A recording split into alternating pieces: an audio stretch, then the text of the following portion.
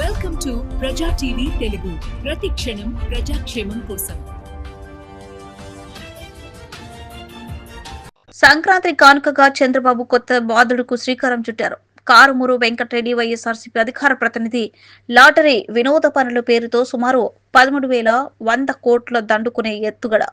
ప్రజల్ని ఇలా ట్యాక్సీల పేరుతో అడ్డాగోలుగా దోచుకోవడానికి సిగ్గులేదా చంద్రబాబు అని ప్రశ్నించారు.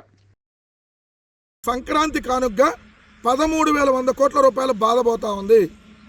13,100 కోట్లు సంక్రాంతి కానుకగా ప్రజల నెత్తిన బాధతా ఉన్నాడు చంద్రబాబు నాయుడు గారు.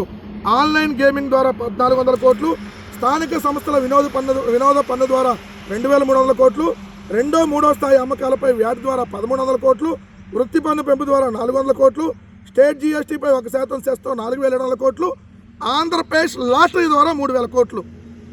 లాటరీ ఆంధ్రప్రదేశ్లో లాటరీని తీసుకొని వచ్చి లాటరీ ద్వారా కూడా ప్రజల ఎత్తున బాధపోతూ ఉన్నారు. ఇంకా ఎందుకు ఇంకేదన్నా అఫీషియల్గా అట్లాంటి కార్యక్రమాలకు కూడా లైసెన్సులు ఇచ్చేస్తే పోయింది కదా చంద్రబాబు నాయుడు గారు. అట్లాంటి కార్యక్రమాలు తెలుసు కదా. లాటరీలు తీసుకొని వచ్చారు. ఓ పక్క విచ్చలవిడిగా పేకాట క్లబ్బులు నడుస్తూ ఉన్నాయి, విచ్చలవిడిగా ఏర్లై మద్యం పారుతూ ఉంది. గుడి వైన్స్, బడి వైన్స్, గుడి పక్కన బెల్ట్ షాపు, బడి పక్కన బెల్ట్ షాపు. రాష్ట్రంలో 1,00,000కు పైగా బెల్ట్ షాపులు నడుస్తూ ఉన్నాయి ఈరోజు. ఏదైతే ఎక్కడికక్కడ పేకాట క్లబ్బులు ప్రతి నియోజకవర్గాల్లో, ప్రతి మండలాల్లో ఈరోజు పేకాట క్లబ్బులు నిర్వహిస్తూ ఉన్నారు. ఇది చాలన్నట్టు ఇప్పుడు లాటరీని కూడా తీసుకొచ్చి ఆంధ్రప్రదేశ్ లాటరీ ద్వారా 3,000 కోట్ల అర్జనకు గ్రీన్ సిగ్నల్. ఆంధ్రప్రదేశ్లో లాటరీని తీసుకురావడం ద్వారా 3,000 కోట్లు అర్జించాలని చంద్రబాబు సర్కార్ ప్రతిపాదించింది. సిగ్గు శరం ఏమన్నా కొంచెమన్నా మీ ప్రభుత్వానికి ఉందా? కడుపుకి అన్నం తింటున్నారా, ఇంకేమన్నా గడ్డి తిని ఈ ప్రభుత్వాన్ని నడుపుతున్నారా? నేను సూటిగా అడుగుతా ఉన్నా. ప్రజల నెత్తిన ఎన్ని రకాలుగా బాధాలో అన్ని రకాలుగా బాధారు.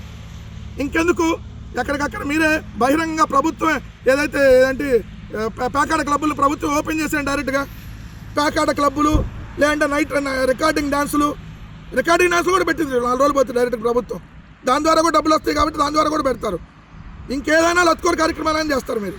సిగ్గా శర్మ 3,00,000 కోట్లు అప్పులు చేశారు. ఆ అప్పులు ఏం చేశారు? ఇప్పటి వరకు అతిగతి లేదు. ఒక్క సంక్షేమ పథకం ఇచ్చింది లేదు. విచ్చలవిడిగా దోపిడీ, ప్రజలను ఎత్తిన భారం.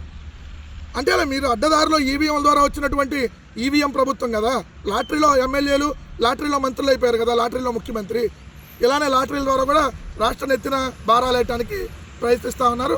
అడ్డగోలుగా ఇప్పటికే దోచుకున్న దాకా ప్రజల దగ్గర నుంచి ఇంకా దోపిడీలకి తెరలేపాడు చంద్రబాబు నాయుడు అనేది